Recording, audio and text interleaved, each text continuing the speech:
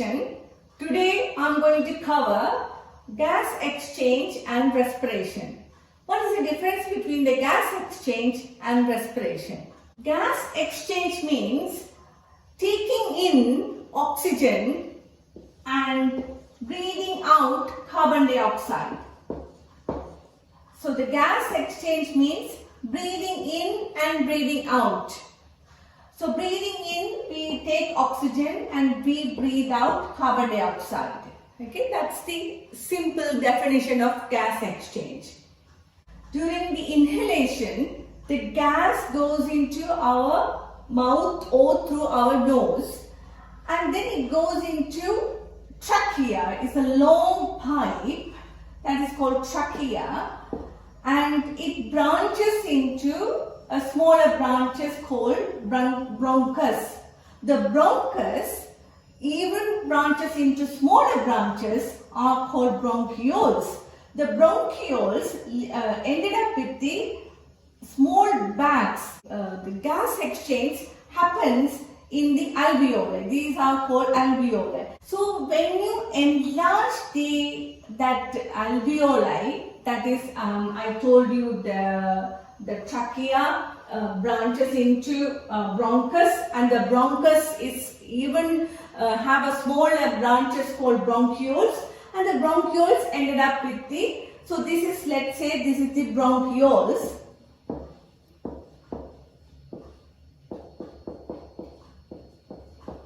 And this is the alveoli. If I enlarge it,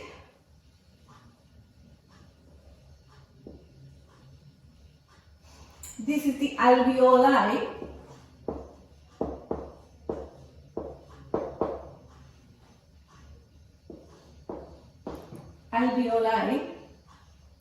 So what happened is, this is the alveoli and this is the bronchiole. The alveoli are surrounded by capillaries, the blood vessels. The smaller blood vessels are called capillaries.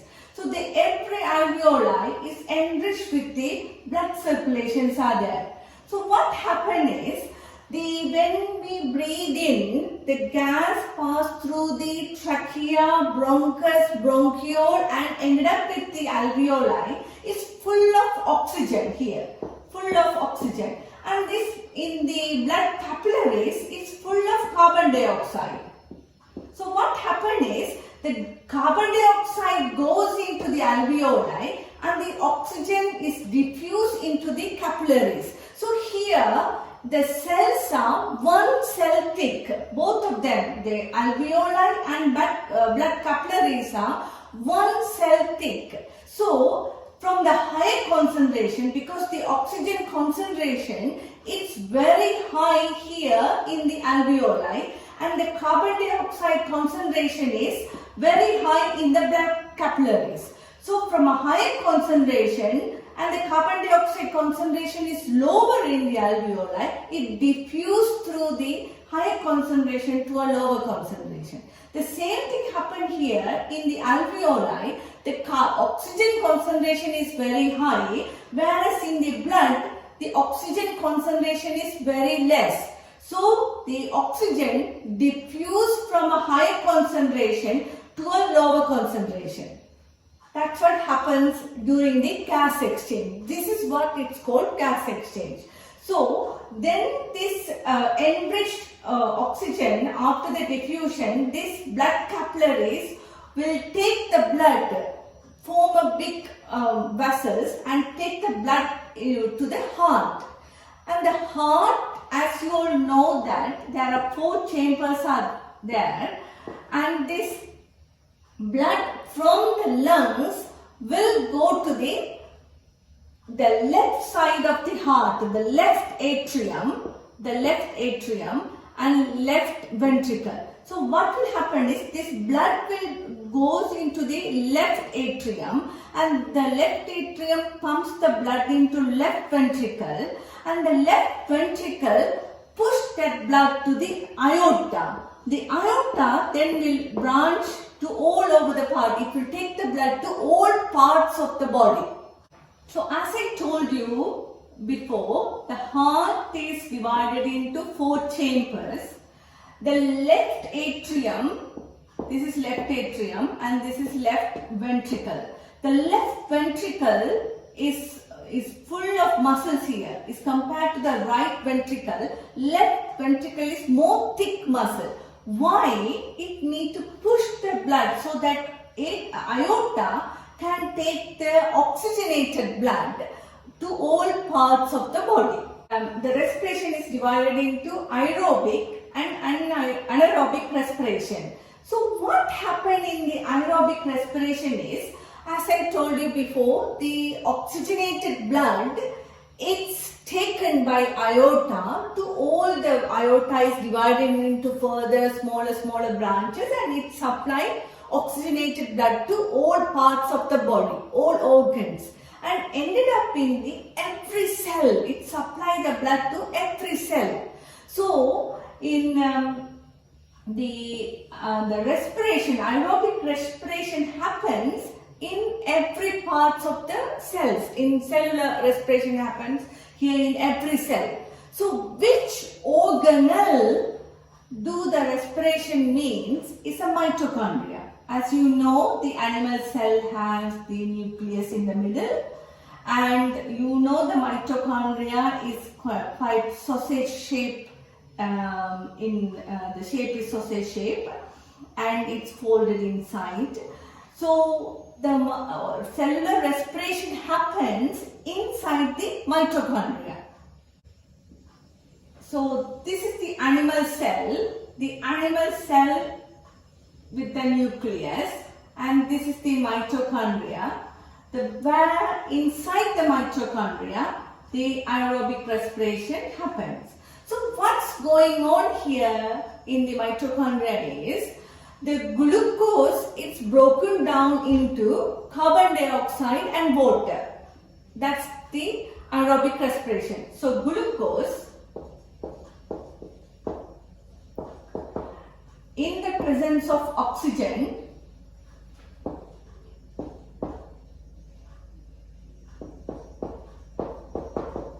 is converted into carbon dioxide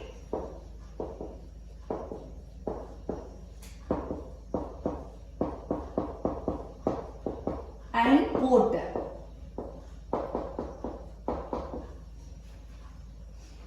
So during this process, it releases energy. So glucose in the presence of oxygen, it releases carbon dioxide and water, and also it releases the energy. So it releases the energy to the outside. So this reaction is called exothermic reaction. Okay, so because it's releasing the energy to the outside, so that's this type of reaction is called exothermic reaction. So in aerobic respiration, the glucose in the presence of oxygen, it releases the energy. So this is the exothermic reaction, and it gives carbon dioxide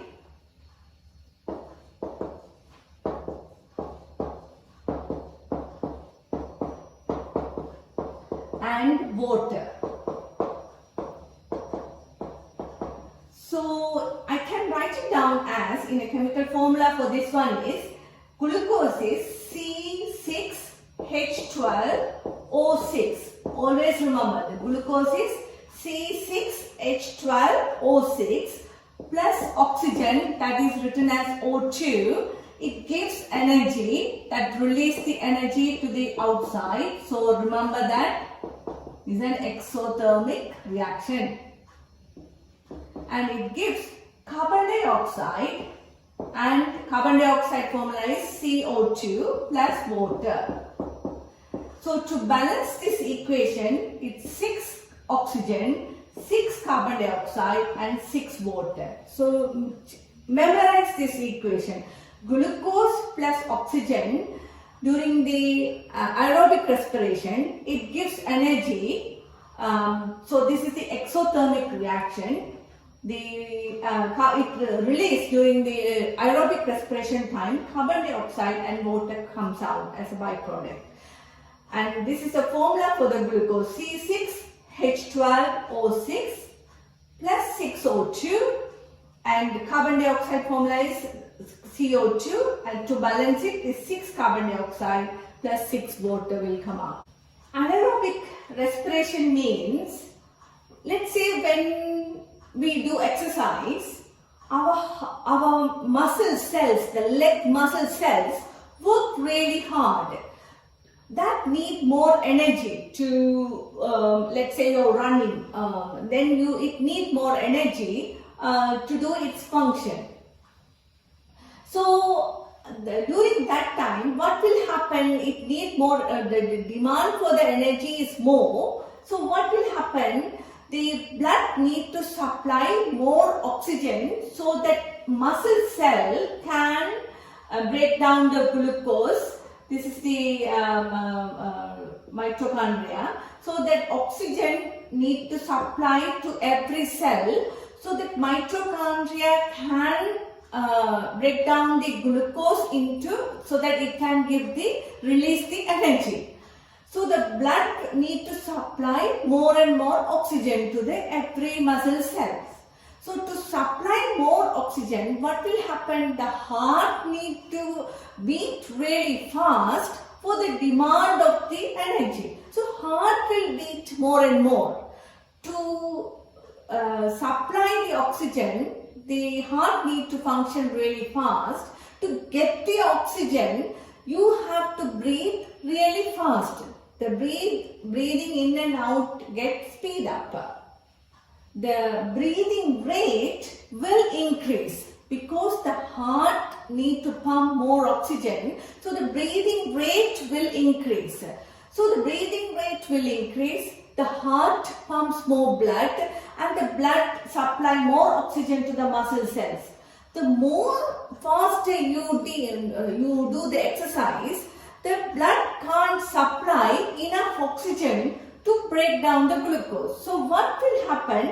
Anaerobic respiration will take place. So during that time, what will happen is the glucose will release energy, little bit of energy compared to aerobic respiration. Anaerobic respiration release little energy, but is there for an emergency purpose. The glucose is converted into lactic acid. So this is what happens in the anaerobic respiration. Okay, so glucose is converted into lactic acid instead of carbon dioxide and water. That is happens in the aerobic respiration. So this is what happens in the anaerobic respiration. So this glucose is converted into lactic acid and it releases energy. So this is again exothermic reaction because it's releasing the energy to the environment, to the outside. So this lactic acid tolerance in our body is limited because it's toxic. It needs to be converted back to glucose, or it must convert it back into carbon dioxide plus water. So what will happen is the blood will take this lactic acid to liver. So in liver, what happened is it converted into glucose or it converted into carbon dioxide and water. So after exercise, the breathing rate will be there for a while. You still breathe little bit faster to convert this lactic acid into glucose and oxygen. The glucose and carbon dioxide or plus water. So the demand of that oxygen even after the exercise to convert this lactic acid into glucose and or convert it into carbon dioxide water, that demand of that oxygen is called oxygen debt. So what is mean by oxygen debt is after the exercise still the breathing rate is faster. Why? Because during the anaerobic respiration, what happens? The glucose is converted into lactic acid. This lactic acid tolerance in the muscle is very limited because it's poison, it's not good for the body. So it can even cause cramps or muscle pain or fatigue. So what happens is it needs to be converted back into glucose, or it can be converted into carbon dioxide plus water. So to do this, what happens is the blood will take this lactic acid from the muscle to the liver. In the liver, the lactic acid is converted into glucose, or it converted into carbon dioxide and water. So that demand, that oxygen needed, happens in the presence of oxygen. The lactic acid is converted back into glucose, or it converted back into carbon dioxide and water. That happens in the liver, but in the presence of oxygen. The demand of that extra oxygen to convert it back is called the oxygen debt. That's the reason after the exercise, still the breathing rate is really high, it will take a couple of minutes to settle down. So this is called oxygen debt. In this video, I have summarized what is meant by gas exchange. So don't confuse between gas exchange and respiration. So the gas exchange means exchange of carbon dioxide and oxygen. That happens in the alveoli, in the lungs. So the blood is then from the lungs, it will be taken into heart, and the heart will pump the blood to all other parts of the body. So the respiration happens inside the mitochondria. Every cell has the mitochondria. So respiration happens inside the mitochondria. In the cellular respiration, it releases energy. Both of them release energy. This release less energy, and aerobic respiration release more energy. But why we need energy? To do our all the function, the body functions like the movement, the excretion, growth, for our exercise or whatever, that is also part of the movement. So for all function, we need energy. So where we are getting energy? From this respiration. So what's happening in the respiration? The glucose is broken down into carbon dioxide and water, and it releases energy. So that in the presence of oxygen means it's an aerobic respiration, where there is for an emergency purpose during the as I told you, as I explained you in this video, during the exercise time, anaerobic respiration will take place. Why? Because if blood cannot supply enough oxygen for aerobic respiration, then anaerobic respiration will take place. That will release the lactic acid. The lactic acid tolerance in the blood, in the body, is limited. So it needs to convert it back into glucose, or it must be converted into carbon dioxide and water. That amount of oxygen needed to convert the lactic acid to glucose or into carbon dioxide and water is called oxygen debt.